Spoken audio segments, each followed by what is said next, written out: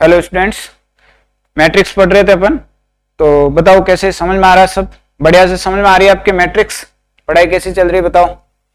सब समझ में आ रहा है? अपन ने बहुत बेसिक से कर रहे हैं तो आपको दिक्कत नहीं आ रही होगी मुझे लगता है। बढ़िया से अपन ने बेसिक से पहले बेसिक मैट्रिक्स के जो फॉर्मूलाज और कॉन्सेप्ट है उसको कवर किए हैं। उसके बाद प्रीवियस ईयर क्वेश्चन का अपना सीरीज चल रही है, छोटे छोटे वीडियो बना रहे हैं तो पार्ट ज्यादा बन रहे हैं। तो आपको ऐसा नहीं लगना है कि मैट्रिक्स बहुत बड़ा टॉपिक है या मैथ बहुत बड़ी, ऐसा नहीं है।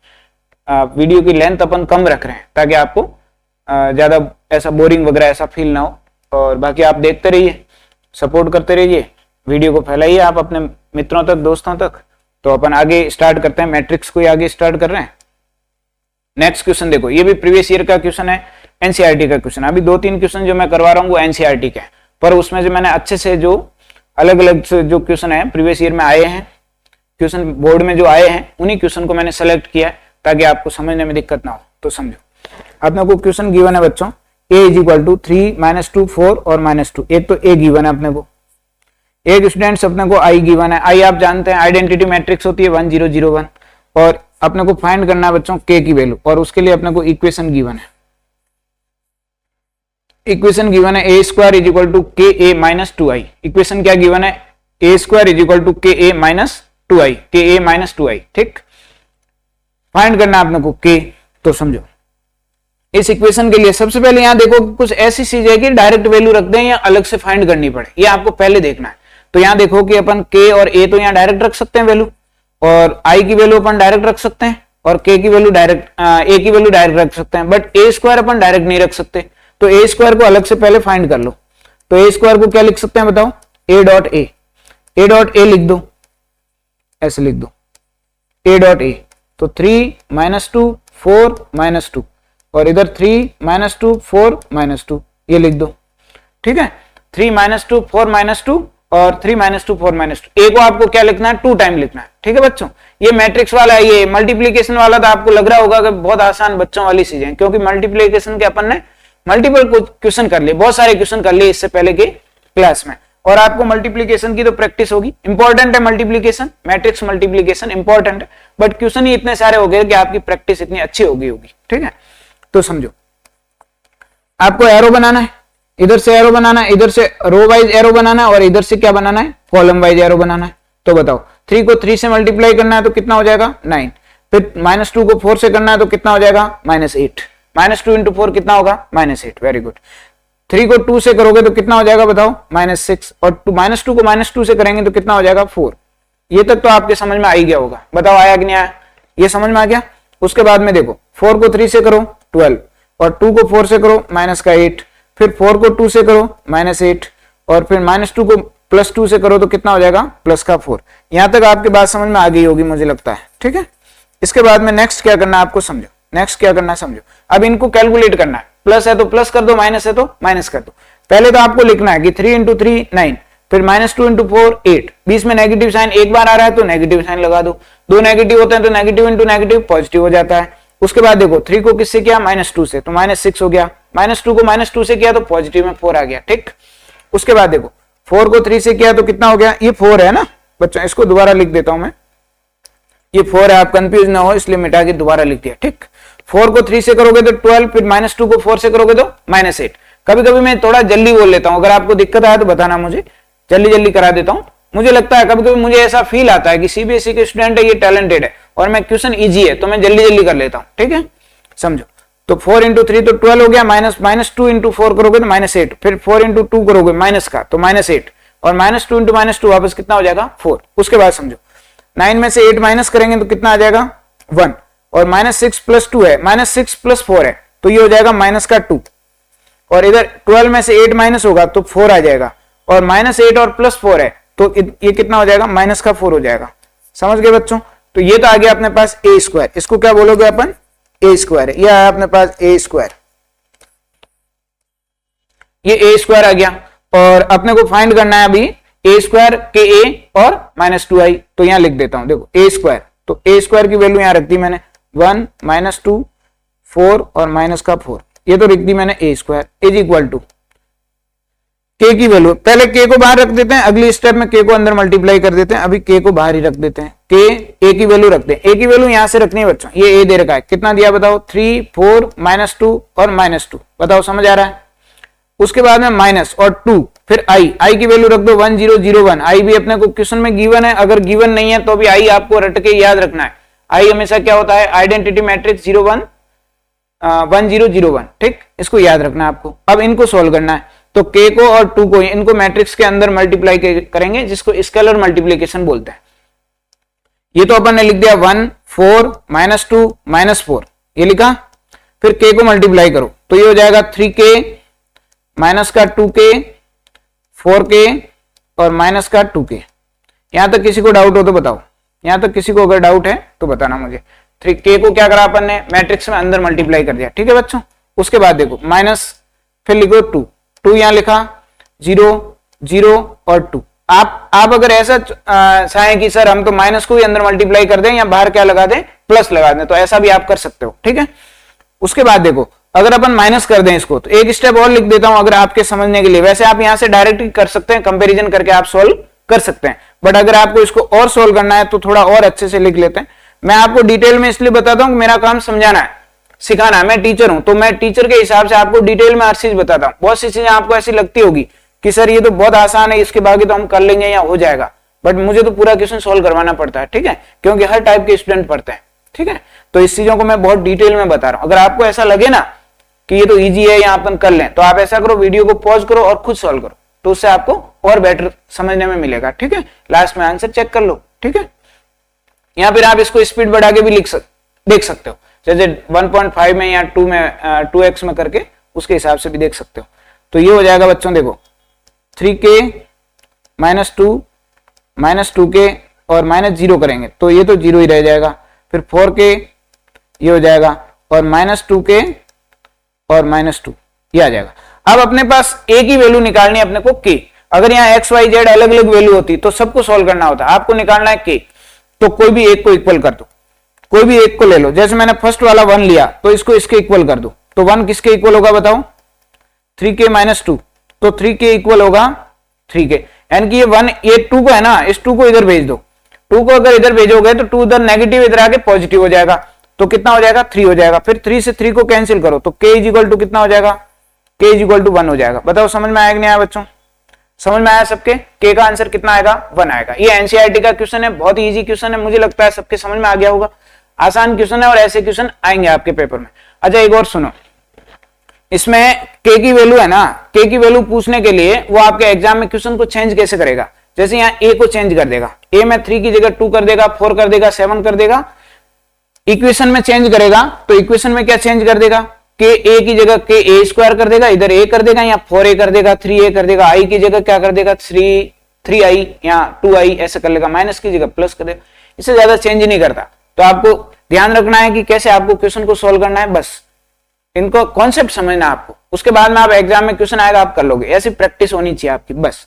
नेक्स्ट क्वेश्चन पे आओ, देखो कितना शानदार क्वेश्चन लाया, ये क्वेश्चन मल्टीपल टाइम आपके पेपर में आया है, एनसीईआरटी का क्वेश्चन है, थ्योरी बेस्ड क्वेश्चन है, इसमें आपको मैट्रिक्स कंस्ट्रक्ट करनी है, यानी आपको बनानी है मैट्रिक्स, तो इसमें ध्यान रखना है, क्योंकि ऐसे क्वेश्चनों में गलती हो जाती है कि बच्चे की मैट्रिक्स नहीं बनानी आती। मैट्रिक्स मल्टीप्लीकेशन आता है, मैट्रिक्स को सिंप्लीफाई करना आता है, बट इससे इक्वेशन इस दे रखा है, थ्योरेटिकल क्वेश्चन दे रखा है वर्ड प्रॉब्लम वाला, तो मैट्रिक्स कैसे बनाए, सबसे इंपॉर्टेंट ये होता है क्वेश्चन को समझना, उससे मैट्रिक्स को कंस्ट्रक्ट करना, ये इंपॉर्टेंट है। उसके बाद में इसका सॉल्यूशन निकालना बहुत आसान है। मैट्रिक्स मल्टीप्लीकेशन मुझे लगता है आप में से सब कर लेंगे, बहुत इजी से कर देंगे, पर आपको इक्वेशन यानी कि आपको जो थ्योरी पोर्शन दे रखा है उससे मैट्रिक्स को बनाना इंपॉर्टेंट है। तो समझो मैं बताता हूं कैसे बनाना है। अच्छा एक चीज और ध्यान रखना, इसमें कभी भी मैट्रिक्स मल्टीप्लीकेशन का क्वेश्चन हो, कौन सा क्वेश्चन है ये देखो, क्या बोला है उन्होंने, अपने को लिख के दिया है क्लियरली कि आपको using matrix multiplication, using matrix multiplication. हो सकता है आपको ये क्वेश्चन और किसी मेथड से आ रहा हो सकता है कि आप तो मैथ के स्टूडेंट हो, मैथ वाले आंसर निकाल लेते हैं, कैसे भी करके आंसर निकाल सकते हो, और भी बहुत सारे मेथड होते हैं, रीजनिंग लगा दो, कई तरीकों से निकाल सकते हो, बट आपको यहाँ लिख के दे दिया बोर्ड वाले ने कि यूजिंग मैट्रिक्स मल्टीप्लीकेशन, तो फिर आप उसी तरीके से करोगे जिस तरीके से आपको पूछा है। अगर आप ऑब्जेक्टिव टाइप के क्वेश्चन कर रहे हैं तो उस केस में आपको कोई दिक्कत नहीं है, आपको ऑप्शन टिक करना कोई मतलब नहीं है, जेई में आप किसी टाइप से कर सकते हो, बट यहाँ पे आपको यूजिंग मैट्रिक्स मल्टीप्लीकेशन बोला है तो आपको उसी को यूज करना है, कैसे करना है समझो। दो तीन चीजें ध्यान रखनी है आपको। पहले एक ए मैट्रिक्स बनानी, एक बी मैट्रिक्स बनानी है। जब जब ये वर्ड लिखा हो मैट्रिक्स मल्टीप्लीकेशन, तो आपको ध्यान रखना है कि ए मैट्रिक्स हमेशा रो मैट्रिक्स बनेगी और बी मैट्रिक्स हमेशा कॉलम मैट्रिक्स बनेगी, ठीक है। अच्छा, रो मैट्रिक्स और कॉलम मैट्रिक्स मैंने कहां बताई थी? टाइप्स ऑफ मैट्रिक्स में बताई थी। रो मैट्रिक्स जिसमें रो एक हो, कॉलम मतलब रो एक हो, कॉलम बहुत सारे हो, उसको क्या बोलेंगे? Row matrix. और जिसमें कॉलम एक हो और रो बहुत सारी हो, उसको क्या बोलते हैं? Column matrix. First of all आपको जो मैट्रिक्स बनानी है वो हमेशा रो मैट्रिक्स बनानी है, सेकंड वाले को कॉलम बनाना है, दोनों को मल्टीप्लाई करना है और आंसर आ जाएगा। समझ गए? ये कॉन्सेप्ट को याद रखना। देखो आगे देखो, इसको क्या कैसे सॉल्व करना है समझो। अब इसका सॉल्यूशन देखो। सॉल्यूशन अपने को गिवन क्या है बच्चों? देखो क्वेश्चन पढ़ते हैं। क्वेश्चन दे रखा है अ ट्रस्ट फंड हैज 30,000।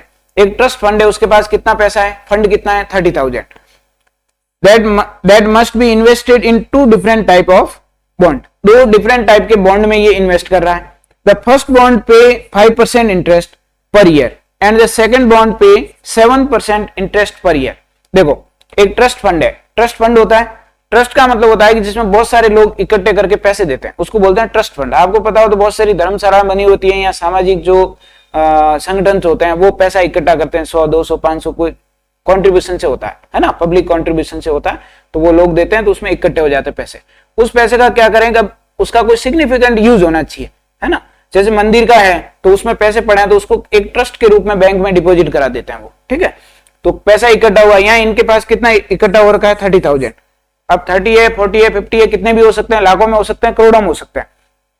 अभी आपको बताओ जैसे राम मंदिर जो बना है, भगवान राम का मंदिर बना, तो उसके ट्रस्ट के पास जैसे करोड़ों रुपए है, तो उन्होंने करोड़ों रुपए की एफडी करा रखी है, यानी कि मंदिर बनाया तो एक ट्रस्ट बना। ट्रस्ट में कुछ लोग होंगे जो उनके मेंबर होंगे। मेंबरों में क्या होते हैं कि उन ट्रस्ट के लोग जो मेंबर होते हैं वो बैठ के डिसीजन लेते हैं कि कैसे क्या इन पैसे का यूज करना है। तो उन पैसों में जो एक्स्ट्रा पैसा है, अगर आपने कुछ कंस्ट्रक्शन करा रहे हैं तो आप उस ट्रस्ट में से पैसे उठाओ और कंस्ट्रक्शन कर दो। पर कुछ एक्स्ट्रा पैसा है तो वो क्या करते हैं, उस फंड को कहीं ना कहीं बैंक में डाल देते हैं, एफडी में डाल देते हैं। तो उससे क्या होता है कि उससे बेनिफिट ये होता है कि आपको इंटरेस्ट भी मिलता रहता है। भाई फालतू में पैसा पड़ा है तो क्या करें, तो यहाँ पे ये ट्रस्ट वाले यही कर रहे हैं। एक ट्रस्ट फंड है जिसके पास कितने रुपए हैं? 30,000। That must be invested in two different type of bond. दो अलग अलग बॉन्ड में इसको क्या कर रहे हैं, वो इन्वेस्ट कर रहे हैं।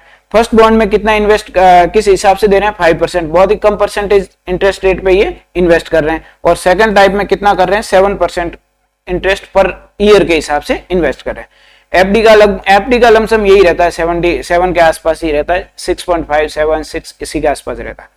यूजिंग मैट्रिक्स मल्टीप्लीकेशन यूज करना है। Determine how to divide RS 30,000 among two two type of bond. तो अब अपने को उन्होंने कह रहे हैं कि 30,000 टोटल अमाउंट है, कुछ अमाउंट 5% पे और कुछ अमाउंट 7% पे इन्वेस्ट किया है। तो अब अपने को बताना है कि कितना कितना दिया दोनों को, ये अब हमें पूछा है। आगे बोलते हैं the trust fund must obtain annual total interest. जो एक साल के बाद में 10 एनुअल जो कितना इंटरेस्ट मिल रहा है, अपने को कंडीशन तो देनी पड़ेगी तभी अपन उसको डिवाइड कर सकते हैं। तो दो कंडीशन है अपने को दी है कि अगर अपने को 1800 इंटरेस्ट मिल रहा है तब कितना कितना बटा, और अगर 2000 मिल रहा है तब कितना कितना बटा। उस हिसाब से अपने को इसका आंसर देना। तो समझो इसको करना कैसे समझो। इसमें क्या करेंगे अपन, पहले अज्यूम कर लेते हैं, अज्यूम करके सॉल्व करेंगे।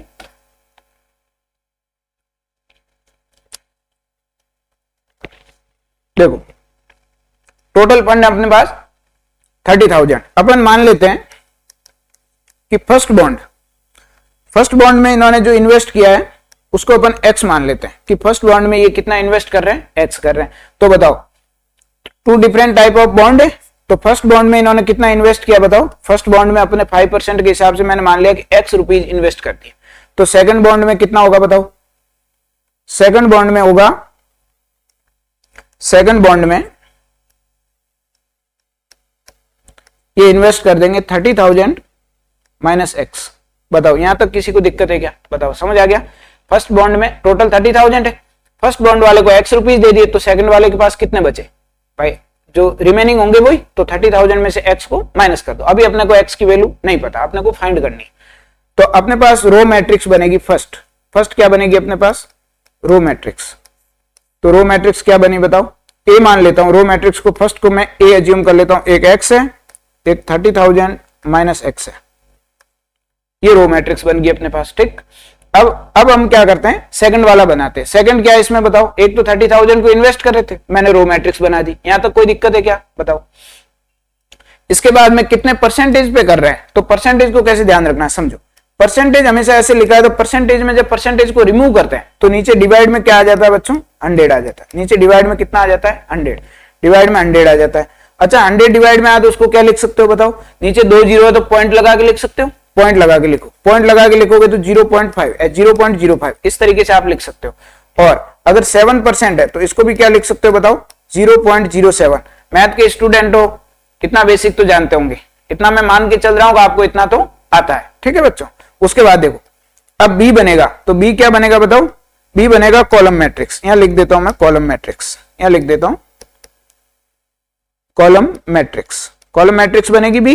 बी को हमेशा कॉलम मैट्रिक्स जानबूझ के बनाना है, क्योंकि आपको मैट्रिक्स मल्टीप्लीकेशन करना है। मल्टीप्लीकेशन के रूल को फॉलो करते हुए ही मल्टीप्लीकेशन कर सकते हैं अपन, समझ गए। उसके बाद देखो बी इज इक्वल टू अपन लिख देंगे 0.05 और 0.07, ये अपने को बी लिखना है। बताओ समझ आया, ये अपने को बी लिखना है।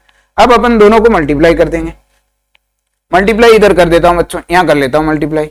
तो ये लिखा मैंने x, ये लिखा मैंने 30,000 माइनस x, इसको ब्रैकेट में लिख दो ताकि कंफ्यूजन ना हो, और ये लिख दिया। और इधर लिख दो 0.05 और 0.07। यहां तक बताओ समझ आया कि नहीं आया, आ गया यहां तक समझ में। अब इन दोनों को मल्टीप्लाई करना है, इसको इससे मल्टीप्लाई करना है, इसको इससे मल्टीप्लाई करना है, समझ गए। इसको ऐसे मल्टीप्लाई करना है और इधर से मल्टीप्लाई कर दो।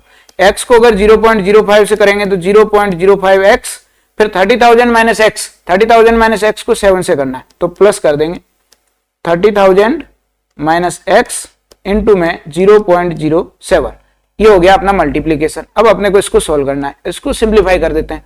सिंप्लीफाई करेंगे तो बच्चों देखो 0.05 ये तो एज इट इज रहा, प्लस 0.07 को अपन क्या करते हैं 30,000 से मल्टीप्लाई करते हैं। तो जब 30,000 से मल्टीप्लाई करोगे तो 7 इंटू 3 करेंगे तो 21 होगा, 2 जीरो रिमूव हो जाएंगे, 2 जीरो बचेंगे, तो इसको लिख देंगे 2100, समझ गए 2100। उसके बाद में 7 इंटू इससे x से करूंगा तो कितना हो जाएगा बताओ, माइनस, यहाँ नेगेटिव साइन आ रहा है, नेगेटिव साइन आ रहा है तो माइनस, और ये क्या है x है 0.07x, 0.07x यहां तक आ गया। अब देखो 0.07x इससे x से मल्टीप्लाई होने के बाद हो गया। अब अगर इन दोनों x वालों को अगर अपन सिंप्लीफाई करें, इन दोनों को सिंप्लीफाई करें तो क्या लिख देंगे बताओ, 2100 माइनस 0.07x, ये लिख दिया, ये आ गया अपने पास, ठीक। यहां तक तो आ गया आपके समझ में। अब अपन अपने को ये जो मिला है ना बच्चों, ये इंटरेस्ट है, ये क्या है इंटरेस्ट है। अपने को क्वेश्चन में कितना इंटरेस्ट गिवन है 1800 और 2000, तो बारी बारी से दोनों को इसके इक्वल करेंगे। किसके इक्वल करेंगे, एक बार तो इसको किसके इक्वल करेंगे बताओ 1800 के, और एक बार 1800 की जगह क्या ले लेंगे अपन 2000, फिर दोनों को सिंप्लीफाई करेंगे तो अपना आंसर आ जाएगा। समझ गया आप बात को। अब एक काम करता हूं मैं इसको रिमूव कर देता हूं, या तो नहीं तो मुझे न्यू पेज लेना पड़ेगा, तो इसको मैं यहां से हटा देता हूं। अगर आप लिखोगे तो आप वीडियो को बैक करके फिर लिख देना, समझ गए। तो इसको मैं यहां से रिमूव कर रहा हूं, इसको यहां से रिमूव करके यहां लिख देता हूं, यहां सिंप्लीफाई कर देता हूं। न्यू पेज लेना पड़ेगा नहीं तो, और इधर पे इधर कर लेना ज्यादा बेटर है। देखो 2100 minus 0.07x is equal to 1800, ठीक। अब देखो इनको तो इधर ट्रांसफर कर दो और इसको इधर भेज दो ट्रांसफर करके, समझ गए। तो ये तो हो जाएगा देखो 2100 माइनस 1800, अगर राइट हैंड साइड से लेफ्ट हैंड साइड में लाएंगे तो कितना हो जाएगा बताओ, नेगेटिव हो जाएगा, और ये नेगेटिव लेफ्ट हैंड साइड से राइट हैंड साइड में जाएगा तो कितना हो जाएगा, पॉजिटिव हो जाएगा। समझ गए इस बात को। अब देखो 2100 में से 1800 अगर माइनस करता हूं तो रिमेनिंग कितना बचेगा अपने पास 300 इज इक्वल टू 0.07x। यहां तक बात समझ में आ गई, यहां तक समझ में आई। अच्छा ये 0.07x नहीं है, ये मैंने यहाँ पे 0.07x है ना, इसको मैंने थोड़ा बच्चों मिस्टेक लिख दिया, इसको मैं थोड़ा चेंज कर देता हूं। देखो 0.07x तो ये है और ये 5 है, तो ये नेगेटिव है तो ये इसमें से माइनस होगा, ये इसमें से माइनस होगा, तो ये मैंने बाई मिस्टेक लिख दिया 7। यहाँ पे कितना आएगा बच्चों बताओ, 2 आएगा। यहाँ पे कितना आएगा 0.02 आएगा। समझ में आ गया 0.02 क्यों आएगा, क्यों आएगा, क्योंकि 7 है और 7 में से 5 माइनस होगा तो कितना बचेगा, 2 बचेगा। पहले मैंने बाई मिस्टेक यानी ध्यान नहीं गया, बाई मिस्टेक उसको गलत लिख दिया।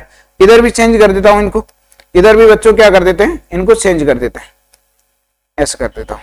तो ये कितना है बताओ 0.02x, ये भी कितना है 0.02x, 0.02x। यहां तक आ गया। अब देखो अपने को यहां से पॉइंट हटाना है, यानी कि x निकालना, अपना अल्टीमेट टारगेट क्या है x निकालना। तो x निकालेंगे तो बताओ क्या आ जाएगा 300 अपॉन में 0.02, अगर पॉइंट हटाएंगे तो इधर मल्टीप्लाई में कितना आ जाएगा, 2 जीरो आ जाएंगे। 2 से इसको मल्टीप्लाई डिवाइड करेंगे तो 15,000, यानी x इज इक्वल टू कितना आया अपने पास बताओ, 15,000 आ गया।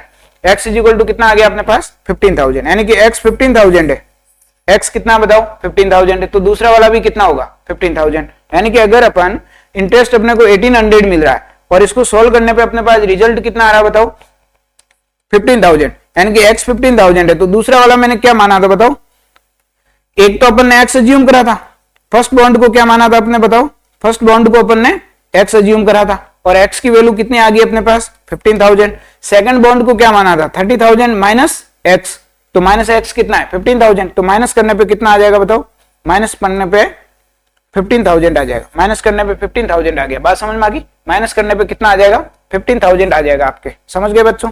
तो एक तो 15,000 और 15,000 दोनों बॉन्ड में आ गए, फर्स्ट बॉन्ड और सेकंड बॉन्ड, फर्स्ट बॉन्ड में कितने हैं 15,000, तो सेकंड बॉन्ड में भी कितने हैं 15,000। ये एक क्वेश्चन कंप्लीटली सॉल्व हो गया, एक क्वेश्चन आपका कंप्लीटली सॉल्व हो गया, कौन सा, ए वाला। अब अपने को बी वाला करना है, बी वाला करेंगे तो बताओ कैसे करेंगे। बी वाला करने के लिए इसको वापस से मिटा देता हूं, थोड़ा बड़ा क्वेश्चन है, अच्छा क्वेश्चन है, बड़े मार्क्स में ही आएगा, अच्छे मार्क्स से आएगा, तो इसको फिर से मिटा देता हूं और फिर इसको सोल्व करता हूं। तो देखो इसको मैं फिर से यहां से हटा देता हूं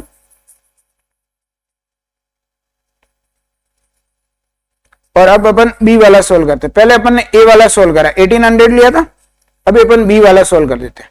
तो इसको लिख दिया मैंने, देखो बी वाला, ये वाला सोल्व कर रहे हैं, ठीक। तो ये लिख दिया मैंने 2100 minus 0.02x is equal to 2000। अब यहाँ पे पहले यहाँ 1800 लिया था, अब इसकी जगह कितना ले लेता हूँ 2000। 2000 को अगर इधर लाता हूं तो इधर कितना बचेगा बताओ, 2100 माइनस 2000 इज इक्वल टू, और इनको इधर भेज देता हूं और इसको क्या ले ले आऊं इधर, तो इसको इधर भेजूंगा तो कितना हो जाएगा पॉजिटिव में 0.02x, ये हो गया बच्चों 100 इज इक्वल टू 0.02x। तो x इज इक्वल टू कितना हो जाएगा बताओ 100 अपॉन 0.02, ठीक है, यहां तक आ गया समझ में। अब अपन यहां से पॉइंट को रिमूव करेंगे तो इधर कितना लगा देंगे 2 जीरो, 2 से इसको कैंसिल करेंगे तो कितना आ जाएगा बताओ 50, 2 से अगर 100 को कैंसिल करोगे तो कितना आएगा 50, तो x इज इक्वल टू कितना आ जाएगा 5000। x कितना है बच्चों बताओ 5000, यानी कि फर्स्ट बॉन्ड कितना है 5000। कब है, जब इंटरेस्ट कितना मिले 2000, इंटरेस्ट कितना है अपने पास 2000, तो x कितना आएगा 5000। और अगर x 5000 है तो 30,000 माइनस x कितना होगा 25,000, क्योंकि 5,000 अगर आप माइनस करोगे 30,000 में से दूसरा क्या आएगा, ये तो हो गया आपका फर्स्ट बॉन्ड और ये क्या हो गया आपका सेकंड बॉन्ड। ये पूरा क्वेश्चन सॉल्व हो गया। ये क्वेश्चन बहुत बार एग्जाम में आया है और इस क्वेश्चन को आपको अच्छे से समझ के जाना है, ये क्वेश्चन सही होना चाहिए आपका, तभी आपके मार्क्स आएंगे, क्योंकि इस टाइप के क्वेश्चन आपके पेपर में अक्सर पूछता है और आपको सही करना है, कोशिश ये रखने का आपको ये क्वेश्चन सही हो, ठीक है।